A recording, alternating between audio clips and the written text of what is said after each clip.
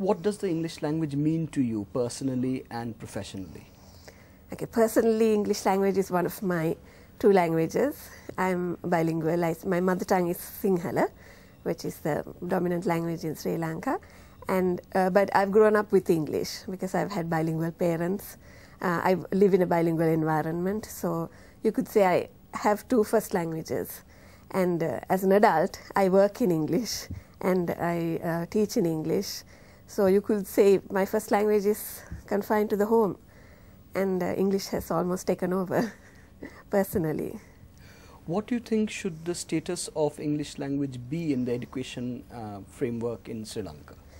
In terms of status, it's given high priority from the very top to the regional education units that we have in the country. It's been one of the most talked about issues about developing language skills, English language skills, almost to the detriment of developing other skills, like maths, for instance, as a subject in the secondary school. That's as big an issue, but there's a lot of talk about English. Do you think English should be promoted in Sri Lanka for the masses rather than just the elite classes? It certainly should be promoted for everybody, irrespective of class. It's an ideological thing because English is still considered so much a language of prestige, of power, of social mobility. You cannot, at any level, think of it as not accessible, that it should not be accessed by the masses. The whole thrust behind all the policies has been to make it accessible to the masses, and that's how it should be. Right. Is there a sense in Sri Lanka that English could come in the way of local culture and language? There is some. There's always been some. For example, in Sri Lanka we have this term kadua to refer to English. Kadua is a sword, and it's seen as this invisible and fairly sharp sword that hangs above your head, which cuts you down, which is used as a weapon by the elite classes to hack off any kind of opportunity, any kind of development in the masses, as you put it.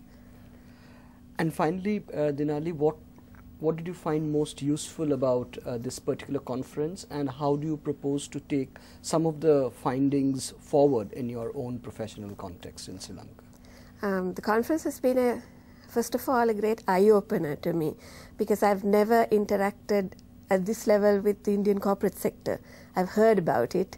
I've heard about it as an external person, I mean, in an extremely distant fashion about its successes, its huge strides that the Indian corporate sector and the Indian IT sector has made.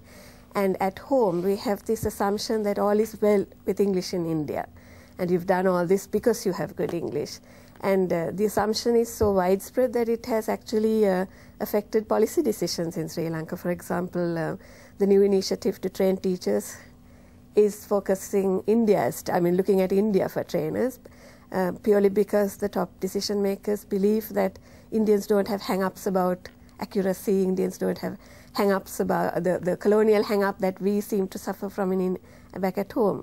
But coming here and talking to leading ELT professionals and leading personalities from the corporate sector, I know it's a much more complex picture here. I mean, it's as complex as anywhere else, and we are grappling with the same issues of not having enough people who are proficient in English to fill up the corporate sector, and the corporate sector has taken over training to a certain extent. So that kind of outlook is what I consider very valuable that I got out of this conference. Thank you, Dinali. We were speaking to Dinali Fernando from Sri Lanka. Thank you.